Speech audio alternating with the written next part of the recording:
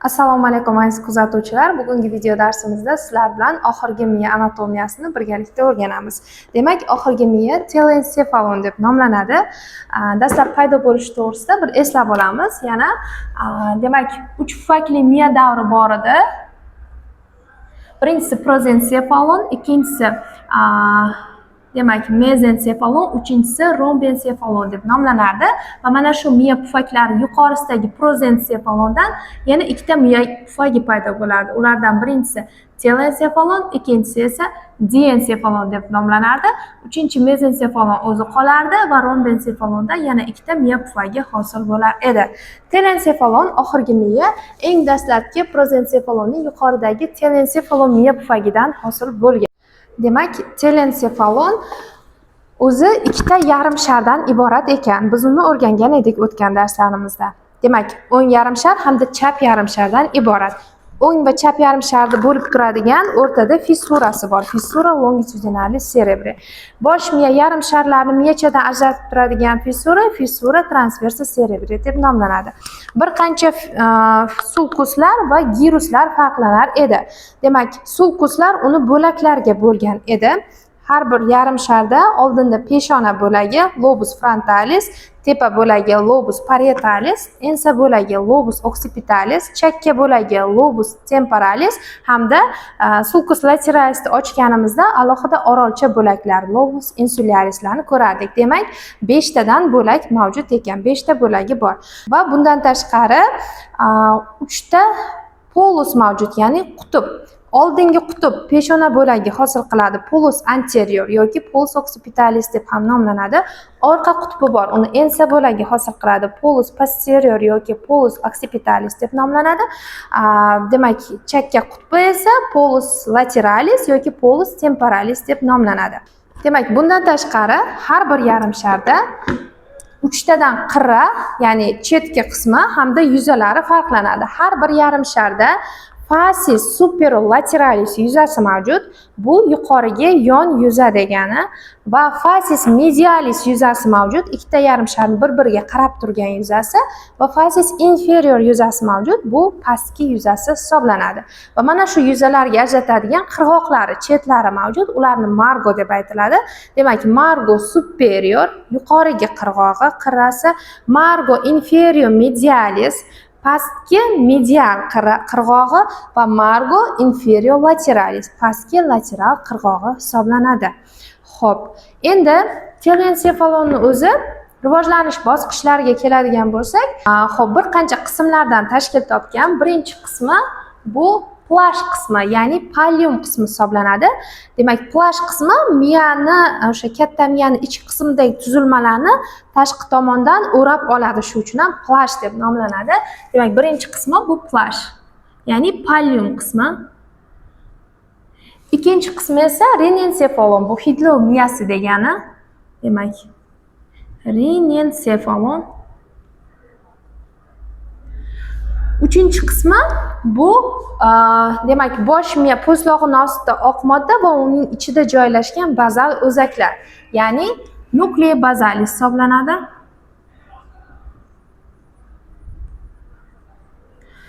To'rtinchi qismi bosh miyaning ichida joylashgan yon qorinchalar, ya'ni ventriculus lateralislar hisoblanadi.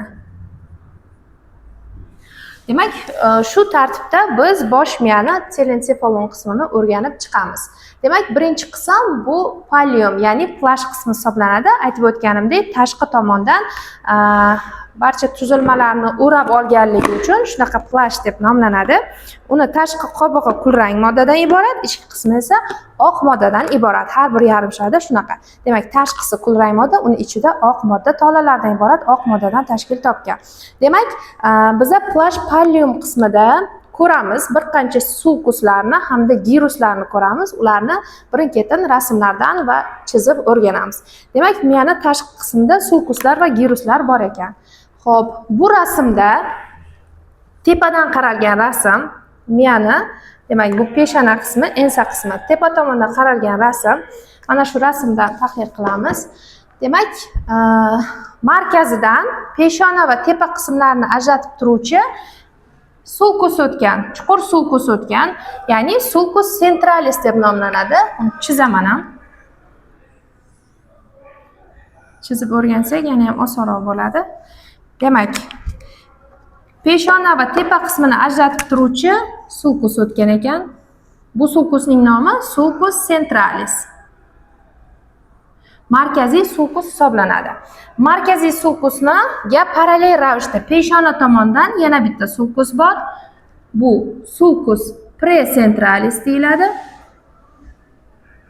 Ya'ni markazdan oldingi egat degani. Va xuddi shunga parallel ravishda tepa tomondan yana bitta sulcus bor. Bu sulcus postcentralis deyiladi. Demak, sulcus precentralis va sulcus postcentralislar mavjud ekan. Sulcus precentralis peshonada, postcentralis tepada. Xo'p, endi va bular orasida giruslar paydo bo'ladi. Ikkita sulcus orasida girus paydo bo'ladi. Demak, peshona tomondagi girus markaz oldi girusi deyiladi, ya'ni girus precentralis. Va unda tepa tomondagisi girus postcentralis, markaz orqa demak girusi pushtasi. Postcentralis.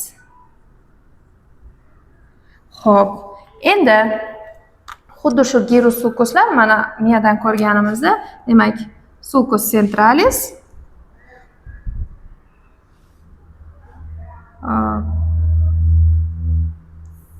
demak, mana bu sulcus centralis, uni oldida joylashgan sulcus precentralis va sulcus postcentralis.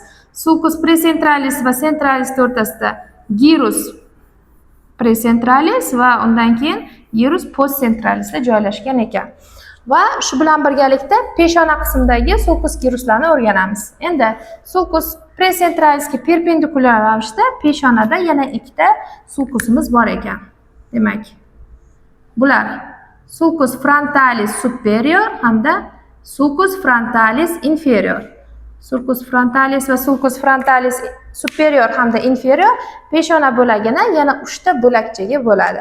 Bular pushtalarga gyrus frontalis superior, gyrus frontalis media, gyrus frontalis inferior. Demak, 3 ta pushta bor ekan peshonada, precentralisdan tashqari.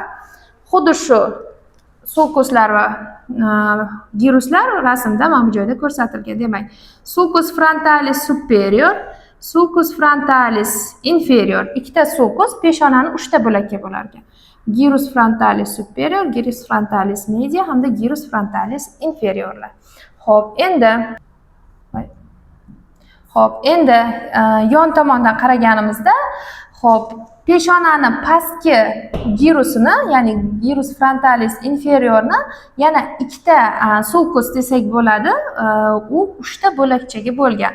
Demak, birinchisi bu ramus anterior, oldingi shox va ramus ascendens, ya'ni ko'tariluvchi shox yoki sulcuslar peshonani pastki gyrusni 3 ta bo'lakchaga bo'lgan degan qismga. Demak, birinchisi pars orbitalis, ikkinchisi triangularis, uchinchisi apercularis. Demak, gyrus frontalis inferior yana 3 ta qismi mavjud ekan.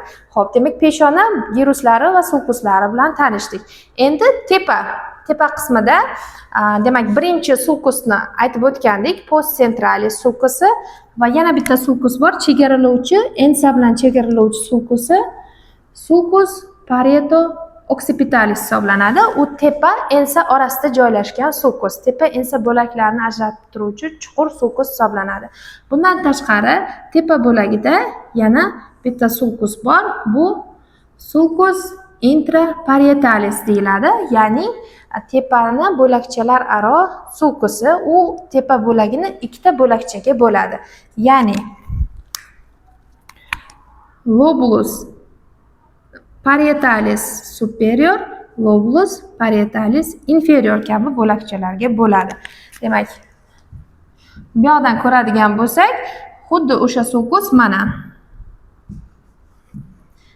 bu sulcus.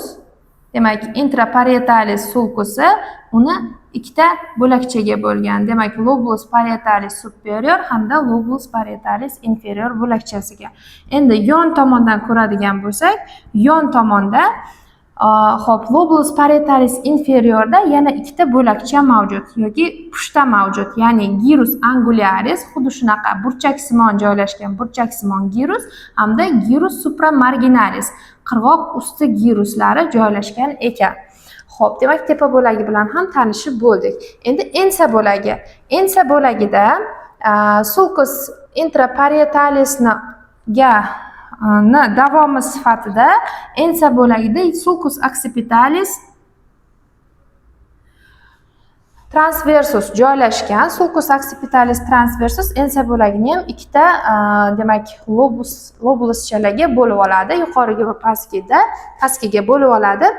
Xo'p, endi ichki tarafdan qaraganimizda ensa bo'lagida tashqi tarafdan bo'lib oldik. Ichki tarafdan qaraganimizda, medial tarafdan qaraganimizda ensa bo'lagida yana ikkita bo'lakcha farqlanar ekan. Bular sulcus calcarinus vositasida, ya'ni qushpixi egati vositasida ajralgan cuneus hamda lingualis bo'lakchalari farqlanar ekan. Xo'p, endi chakka bo'lagini shuni o'zidan ko'rsata qolaman. Yon tarafda joylashgan chakka bo'lagi u ikkita sulcus yordamida 3 ta gyrusga ajratiladi. Demak, sulcus temporalis superior yuqorigi chakka sulcusi, sulcus temporalis inferior pastki chakka sulcusi. U chakka bo'lagini 3 ta gyrusga ajratadi. Gyrus temporalis superior, gyrus temporalis medius hamda gyrus temporalis inferiorlarga ajratiladi. Xo'p, bundan tashqari bizda demak biz peshona, tepa, ensa va chakka bo'laklar bilan tanishdik. Yana bitta bo'lagi bor edi. Lobus insularis degan yana bitta bo'lagi mavjud edi. Xo'p, bu bo'lak tashqaridan ko'rinmaydi. Bu bo'lakni mana bu operculum qismini olib tashlaganda yoki sulcus lateralisni ochganimizda mana bu yerda demak orolcha bo'lakchasi, lobus insularis bo'lakchasi ko'rinib turadi. Demak, endi lobus insularis bo'lakchasi. Lobus insularis bo'lakchasi chegarasini sulcus circularis insulae deb ataladigan sulcus, ya'ni egat uni chegaralab turadi va sulcus centralis insulae esa uni ikkita bo'lakka ajratadi. Oldingi hamda orqa bo'laklari, oldingi bo'laklarida demak gyrus insularis brevis joylashgan. Bu degani kalta demak orolcha pushtalari joylashgan. Orqa bo'lagida esa gyrus insularis longuslar joylashgan, uzun orolcha pushtalari. Uning pastki qismida esa limena, ya'ni bunda gyruslari, sulcuslari yo'q va bu ostona qismi, kirish qismi hisoblanadi. Xo'p, endi medial qismi bilan yaxshiroq tanishadigan bo'lsak, medial qismida xo'p, peshona bo'lagini aytib o'tdik, gyrus frontalis superior hamda peshonaning superiorni ostida gyrus frontalis medialis, ya'ni ikkita bir-biriga qaragan pushtasi joylashgan. Parietalisni medial tomonida esa paracentralis, lobulus paracentralis central atrofidagi hamda cuneus usti bo'laklari joylashgan va sulcus corporis callosi bu qadoq tanani gyrus singuli, ya'ni tasmasimon gyrusdan ajratib turadi. Xo'p, bundan tashqari boya aytib o'tdik, ensa bo'lagida demak sulcus calcarinus egati uni cuneus hamda lingualis bo'laklariga ajratib turadi. Sulcus calcarinusni davomi sifatida sulcus hippocampalis joylashgan. Sulcus hippocampalis hippokampni, ya'ni dengiz ochchasini uni ostidagi gyrus parahippocampalisdan ajratib turadi. Gyrus parahippocampalisning davomi esa uncusga davom etadi, ya'ni ilmoqsimon egat. Ilmoq shaklida bo'lganligi uchun xuddi shunaqa nomlangan.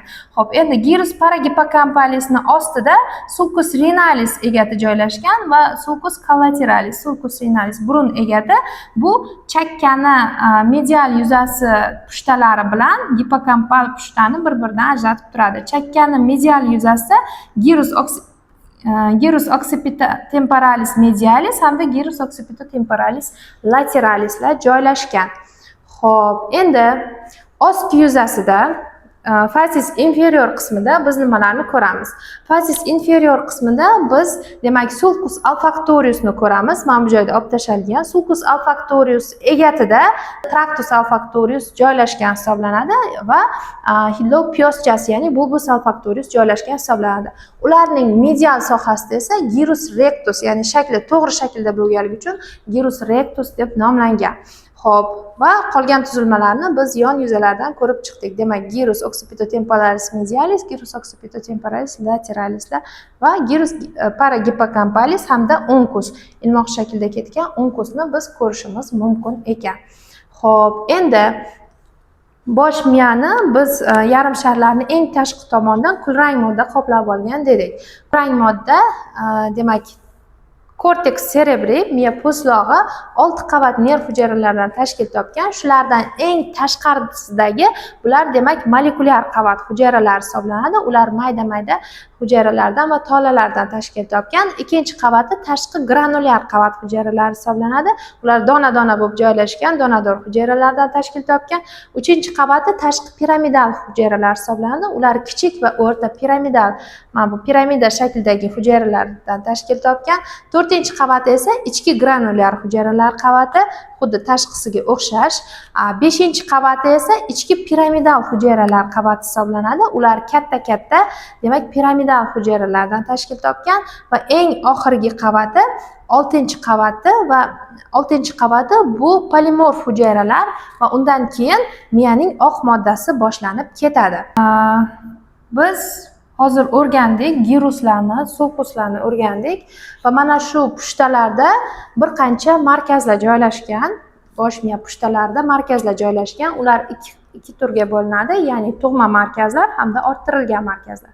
Tug'ma markazlar bola tug'ilgan payti bor va sekin-sekin rivojlanadigan markazlar, orttirilgan markazlar esa hayoti davomida orttirilgan hisoblanadi. Bir necha yillar davomida orttiriladi, paydo bo'ladi u markazlar. Xo'p, demak, birinchisi tug'ma markazlardan eshitish markazi. Eshitish markazi gyrus temporalis superiorni markaziy qismida joylashgan. Bu umumiy eshitish markazi hisoblanadi. Ya'ni odamni gapini ham, tashqaridagi tovushlarni ham, mashinani ovozini, suvni shovqinini, hamma narsani eshitish markazi gyrus temporalis superiorning markazida joylashgan, ya'ni yuqorgi chakka egatida joylashgan. Xo'p, bundan tashqari ko'rish markazi hozir ko'rdik.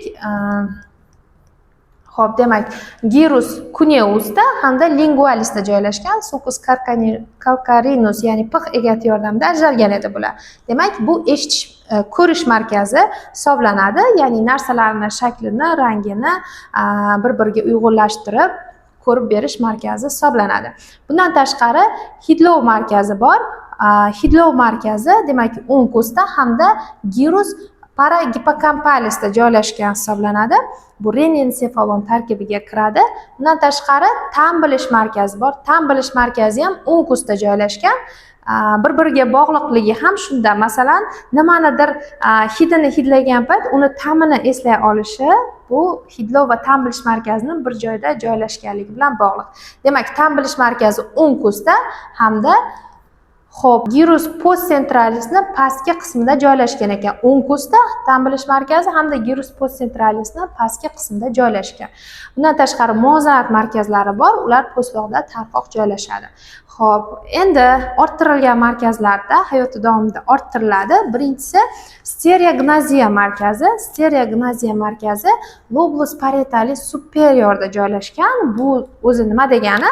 Stereognoziya narsalarni paypaslab bilish markazi. Masalan, ko'zimni yumgan holda ham mana shu narsa qo'limga berilsa, men buni marker ekanligini, uni yozishga ishlatilishini bilaman. Agar bu markaz zararlansa, qanaqadir ta'sirot natijasida qo'liga nimadir berib qo'yilgan paytda o'shani ushlab nima ekanligini aytib bera olmaydi. Masalan, oddiy qalam, ruchka, oddiy telefonni berganda ham ko'zi yumuq holda o'sha narsani topa olmaydi. Bu hayot davomida orttiriladi. Demak, lobulus parietalis superiorda joylashgan ekan.